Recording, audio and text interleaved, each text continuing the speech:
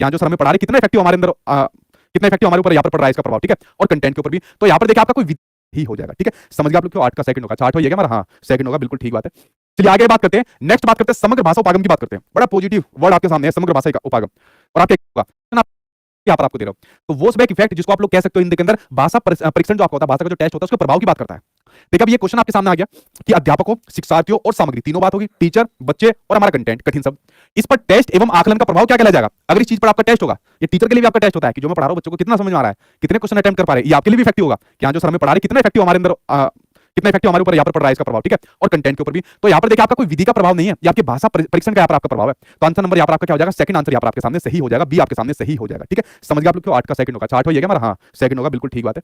चलिए आगे बात करते हैं, नेक्स्ट बात करते हैं समग्र भाषा उपागम की बात करते हैं। बड़ा पॉजिटिव वर्ड आपके सामने है, समग्र भाषा का उपागम, और आपके एग्जाम में कई बार पूछा गया है। देखो इनके नाम से आप लोग समझा करो, समग्र भाषा उपागम, उपागम मतलब अप्रोच, समग्र रूप से, ठीक है, भाषा को सिखाने की आपकी अप्रोच होती है। इस शब्द को बाद में समझना, पहले आप मेरी एक स्टोरी को समझना। आप बच्चों को, जैसे मैं आपको यहाँ पर कठिन शब्द यहाँ पर आपको बता रहा हूँ, और कठिन शब्द बताने से पहले मैंने कहा कि और भाई दिवाली कैसे बनी, कैसे दिवाली को एंजॉय करा, कैसे गोवर्धन पूजा मनाई, कैसे भाई दूज मनाया, पड़ोसियों से भी तो भाई दूज मनवाया नहीं मनवाया, या सिर्फ आपस में भाई दूज मनाए, चलो अपने एक्सपीरियंस बताओ। तो आपने कहा सर दिवाली बहुत अच्छी बनी, सर हम पटाखा फोड़ रहे थे, कैसे भाई दूज मनाया, पड़ोसियों से भी तो भाई दूज मनवाया नहीं मनवाया, या सिर्फ आपस में भाई दूज मनाए, चलो अपने एक्सपीरियंस बताओ। तो आपने कहा सर दिवाली बहुत अच्छी बनी, सर हम पटाखा फोड़ रहे थे, पटाखा फूट गया, सर हमने बहुत पटाखे फोड़े, सर हमने फिर बहुत पूजा अपनी अर्चना करी, सर मिठाई बहुत खाई, मोटे हो गए, सर आपने भी खाई है, सर मिठाई हमने बहुत खाई है। तो मैं यहाँ पर आपके एक्सपीरियंस पूछ रहा हूँ और आप लोग अपने एक्सपीरियंस बता रहे हो। जब आप उन एक्सपीरियंस को बता रहे हो तो उसमें मैं कुछ कठिन शब्द आपके लिए यहाँ पर निकाल रहा हूँ, उससे कुछ आपको व्याकरणिक नॉलेज देने की कोशिश कर रहा हूँ, उनसे फिर आपका शब्द भंडार यहाँ पर मैं आपको बढ़ा रहा हूँ, फिर आपका समग्र रूप से भाषा को मैं यहाँ पर आपको सिखा रहा हूँ। और पहले समग्र रूप से बच्चों को भाषा सिखानी चाहिए। आपने टीचिंग मेथड से पढ़ा होगा होल टू पार्ट, यानी कि बच्चों को पहले आप संपूर्णता से पढ़ाइए और फिर धीरे धीरे करके उसके टुकड़ों को लेकर आप लोग बढ़िए, क्योंकि जो बच्चा होता है खासकर छोटा बच्चा किसी चीज को संपूर्णता यहाँ पर देखता है। आपके स्कूल में बच्चा आएगा भी छुट्टी के बाद, जब दिवाली की छुट्टी खत्म हो जाएगी, बेटा दिवाली कैसे मनाई, बच्चा बताएगा सर बड़ा मजा, हम गाँव गए, ठीक है, हमने पटाखे फोड़ दिए, सर हमने पूजा करी, यहाँ पर हमने मिठाई यहाँ पर खाई थी, सर हमने भाई दूज यहाँ पर अपना बनाया था।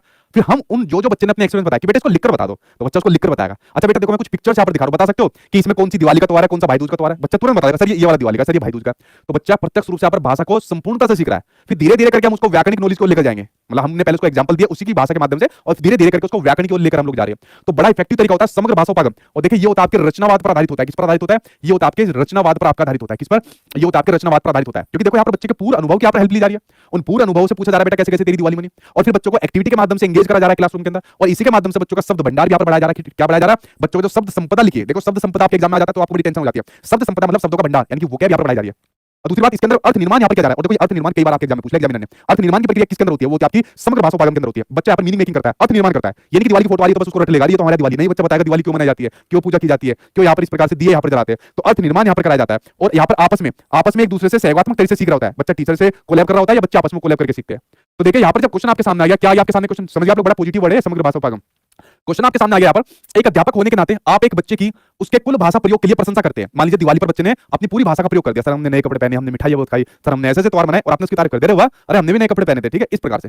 यद्यपि उसने कुछ शब्दों की जो वर्तनी होती है, अब देखिए ये शब्द आ गया वर्तनी, वर्तनी का मतलब होता है जो स्पेलिंग यहाँ पर होती है, क्या होती है, जो स्पेलिंग यहाँ पर होती है। तो कुछ वर्तनी यहाँ पर गलत लिखी है, क्या लिखी है, कुछ वर्तनी यहाँ पर गलत लिखी है। जैसे मैंने दिवाली पर क्या लिख दूं, मैंने यहाँ पर लिख दिया ये वाला, ठीक है, मैंने यहाँ पर लिख दिया ये दिवाली लिख दिया, और ये दिवाली आप लिख दिया। बताना दोनों में से कौन सा ठीक है, या ये दीपावली ठीक है, आप लोग बताओ इनमें से सही कौन सा वाला है, कमेंट बॉक्स में मुझे इसका आंसर दो। और मान लीजिए बच्चे ने कोई गलत स्पेलिंग यहाँ पर लिख दी, आप कक्षा में किस अप्रोच किस उपागम का यहाँ पर यूज करोगे, बताओ भाई। क्या रचनावादी उपागम में, बिल्कुल जी हाँ रचनावादी उपागम में भाई आपका बच्चा गलती करा कोई बात नहीं भाई, आपका वो गलती तो बच्चे ने ऐसे सीखी ना, जब पूरी तरीके से अपनी भाषा का प्रयोग करके बताया कि दिवाली मेरी कैसे बनी, तो रचनावाद की बात हो रही है आपके, संरचनावाद की बात बिल्कुल नहीं हो रही। लेकिन यहाँ पर थर्ड ऑप्शन देखो, समग्र भाषा की बात हो रही है। जब भाषा को कुल भाषा प्रयोग के लिए आपने प्रशंसा कर दी, बेटा आप सारा एक्सपीरियंस बता देते दिवाली का कैसे कैसे मनाया, तो कुल भाषा प्रयोग की बात होगी। फिर बच्चे ने कुछ गलती कर दी, मान लीजिए उच्चारण के अंदर, प्रोनाउंसिएशन के अंदर गलती कर दी, स्पेलिंग यानी कि वर्तनी के अंदर गलती कर दी, कोई बात नहीं, धीरे धीरे करके गलतियों का आप सुधार करिए, ठीक है। और ये तो होते रचनावाद पर आधारित है, तो आंसर नंबर थर्ड यहाँ पर आपके सामने सही हो जाएगा। क्या हो जाएगा, थर्ड आपके सामने यहाँ पर सही हो जाएगा, ठीक है। दीपावली सही होगा, दीपावली सही होगा, ये दोनों गलत है। फिर बताना जरा कमेंट बॉक्स के अंदर कौन सा सही होगा, हिंदी में लिख कर बताओ यार, इंग्लिश में, इंग्लिश में तो और रायता फैल जाएगा, 3-4 और नए शब्द आ जाएंगे, ठीक है। हेलो। अरे भुआ फिर से, इसको थोड़ी तमीज सिखाओ। और सब 3-4 और नए शब्द आ जाएंगे, ठीक है।